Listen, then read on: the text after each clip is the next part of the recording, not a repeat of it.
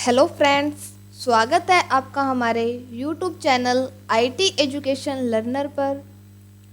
तो दोस्तों, आज की जो हमारी क्लास है टैली में वो थ्योरी की क्लास रहने वाली है। और आज का हमारा टॉपिक है what are debit notes and credit notes, यानी कि डेबिट नोट और क्रेडिट नोट क्या होते हैं वो आज की वीडियो में हम जानेंगे। तो दोस्तों, जैसा कि हमने पहले ही जान लिया था कि हमने टैली ERP 9 में 8 वाउचर्स में एंट्री करनी सीखनी है। तो अभी तक हमने 5 वाउचर्स में एंट्री करना सीख लिया है, जिसमें से purchase voucher, sales voucher, receipt voucher, payment voucher और कॉन्ट्रा के वाउचर। ये जो 5 वाउचर है इसमें एंट्री करना क्या है हम सीख चुके हैं। ये हमने जान लिया है कि इन 5 वाउचर में एंट्रियां कैसे होती हैं। तो अब जो हमारा डेबिट नोट वाउचर है छठा, और 7वां क्रेडिट नोट वाउचर और 8वां लास्ट जनरल वाउचर, उनमें एंट्री कैसे की जाती है वो अभी हमने क्या है सीखनी है। तो वो हम हमारी आगे की वीडियो में सीखेंगे।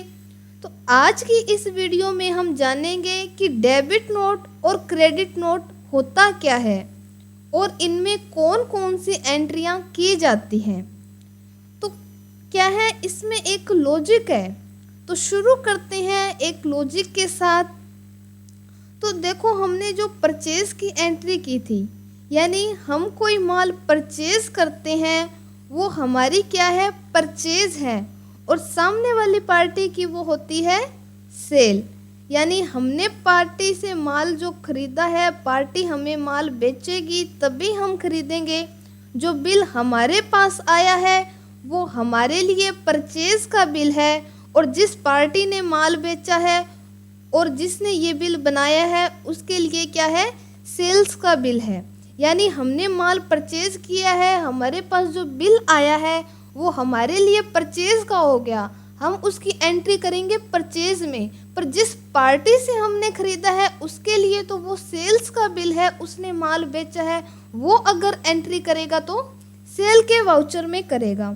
इसी तरह अगर हम माल किसी को सेल करते हैं तो वो क्या है हमारी तो सेल है और सामने वाले पार्टी की परचेज है, क्योंकि हमने माल बेचा है और उस पार्टी ने माल खरीदा है। यानी हम जो बिल बनाकर देंगे वो हमारे लिए तो सेल्स का बिल होगा, लेकिन जिनसे हमसे माल खरीदा है जिन्होंने, उसके लिए वो क्या होगा परचेज का बिल होगा। उसी तरह हम एंट्री करेंगे तो वो हम करेंगे सेल्स के वाउचर में, और सामने वाले पार्टी अगर एंट्री करेगी तो वो करेगी परचेज के वाउचर में।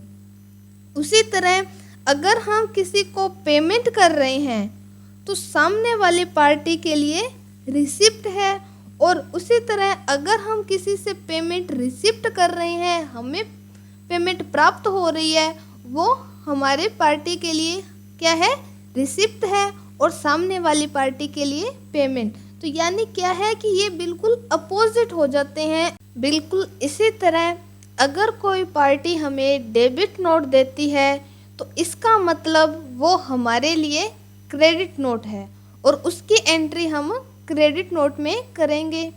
और अगर कोई पार्टी हमें क्रेडिट नोट देती है तो वो हमारे लिए डेबिट नोट है, और उसकी एंट्री हम डेबिट नोट में करेंगे। तो अब बात करते हैं कि डेबिट नोट होता क्या है। तो अब जानेंगे हम कि व्हाट इज डेबिट नोट। तो देखिए, जो डेबिट नोट है वो 2 तरह का हो सकता है। पहला परचेज रिटर्न, यानी खरीदा हुआ माल वापस रिटर्न कर देना। जब हम किसी पार्टी से माल खरीदते हैं तब वो हमें परचेज का बिल देता है, और उसकी एंट्री हम परचेज के वाउचर में करते हैं। जैसे ही हम परचेज की एंट्री कर देते हैं, जिससे भी हमने जितने रुपए का भी माल हमने खरीदा था उसका अकाउंट क्या है उतने रुपए से क्रेडिट हो जाता है। यानी वो पार्टी हमसे माल के बदले में रुपए मांगेगी, यानी वो क्या है हमारी लेनदार हो गई है, हम उस पार्टी के देनदार हो गए हैं। तो तो हम क्या है अपने वाउचर में एंट्री कर देंगे, उसके अकाउंट के क्रेडिट कर देंगे। जैसे फॉर एग्ज़ाम्पल हमने ABC कंपनी से माल खरीदा 10,000 रुपये का, तो अब क्या है वो कंपनी हमारी लेनदार है, पर बाई चांस किसी भी कारणवश हमने 2,000 रुपये का माल है वो रिटर्न कर दिया, किसी भी वजह से कर दिया, हमारे पास एक्स्ट्रा माल आ गया था, जितना हमने मंगाया था उससे ज़्यादा आ गया था, या ख़राब माल आ गया था, तो किसी भी वजह से क्या है हमने जो 2,000 रुपये का माल था उसको हमने वापस कर दिया। तो इस कंडीशन में जो ABC कंपनी है वो अब हमें 2,000 रुपये का जो माल वापसी का मेमो बना कर देगी।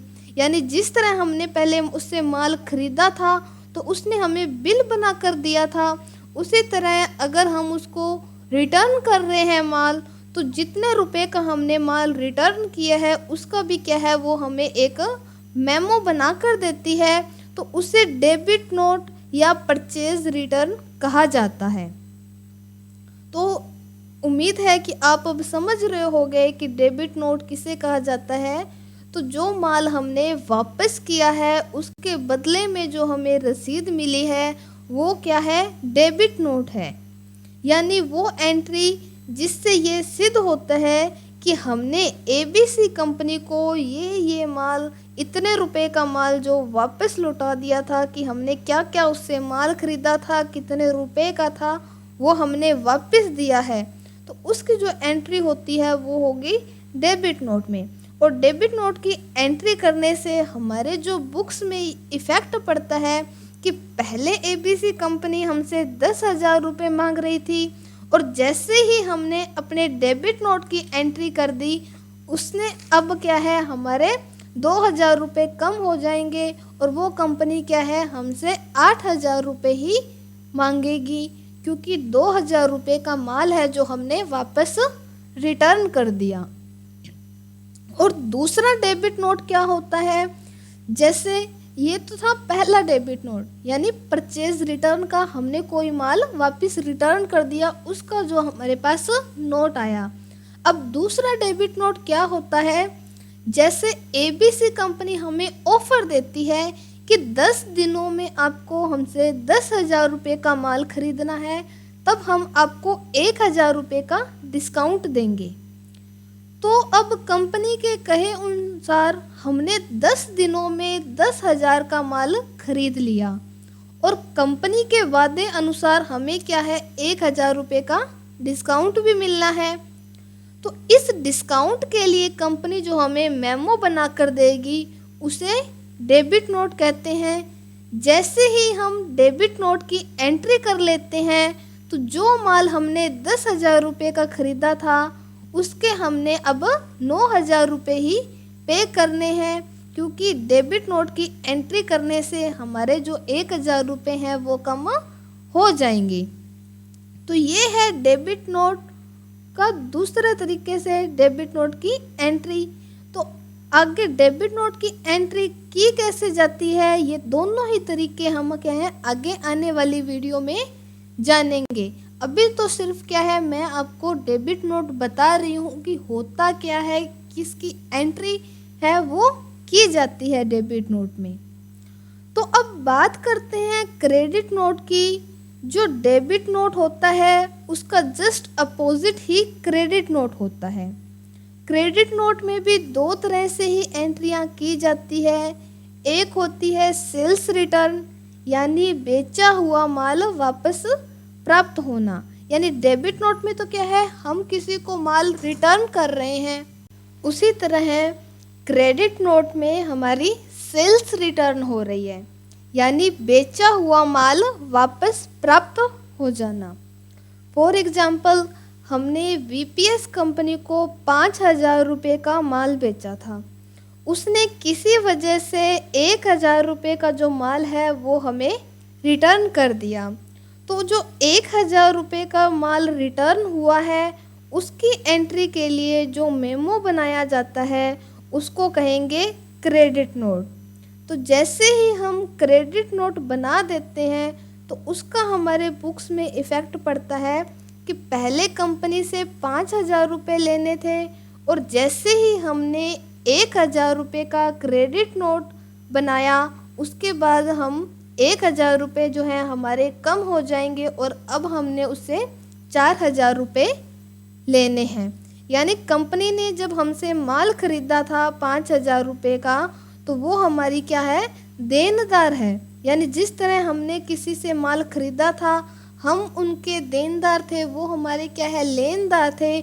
उसी तरह जब हमने माल बेचा है किसी कंपनी को और रिटर्न हुआ है जैसे भी, तो वो हमारी क्या है, देनदार है। अब जितने रुपए का माल उसने हमें रिटर्न किया है तो अब क्या है, उस कंडीशन में हम उसको जो मेमो बना के देंगे वो बनेगा क्रेडिट नोट का। उसकी एंट्री होगी हमारे क्रेडिट नोट में। तो क्रेडिट नोट में जैसे ही हम एंट्री कर देंगे तो हमारी जो बुक्स है उसमें इफ़ेक्ट आएगा कि हमने जितने रुपए का माल उससे वापस आया है उसकी एंट्री हम कर देते हैं।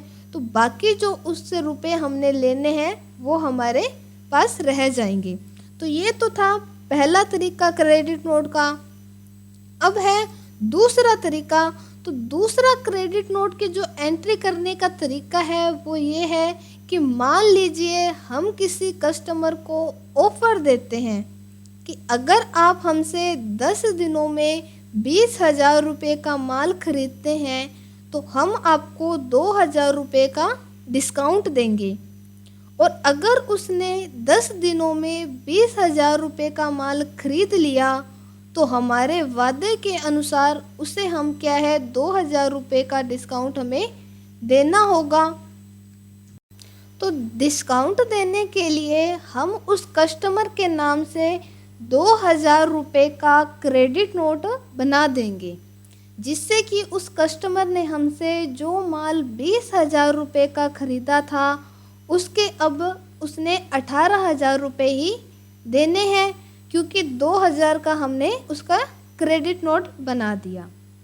तो ये है डेबिट नोट और क्रेडिट नोट। तो उम्मीद है कि आपको समझ में आ गया होगा कि डेबिट नोट किसे कहते हैं और क्रेडिट नोट किसे कहते हैं, और डेबिट नोट और क्रेडिट नोट की जो एंट्रियां हैं वो किस में की जाती हैं, किस चीज़ की एंट्रियां इनमें वाउचर में की जाती हैं। तो आगे वाली वीडियोस में हम जानेंगे कि डेबिट नोट और क्रेडिट नोट की जो एंट्रियां होती हैं वो किस तरह से की जाती हैं, वो हम हमारी अगली वीडियो में सीखेंगे। और अगली वीडियो में हम जब प्रैक्टिकली एंट्री करना आपको सिखाएंगे तो आपको और भी अच्छे से समझ में आ जाएगा।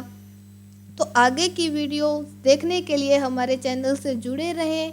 और इसी के साथ आज की हमारी वीडियो यहीं पे कंप्लीट होती है। धन्यवाद।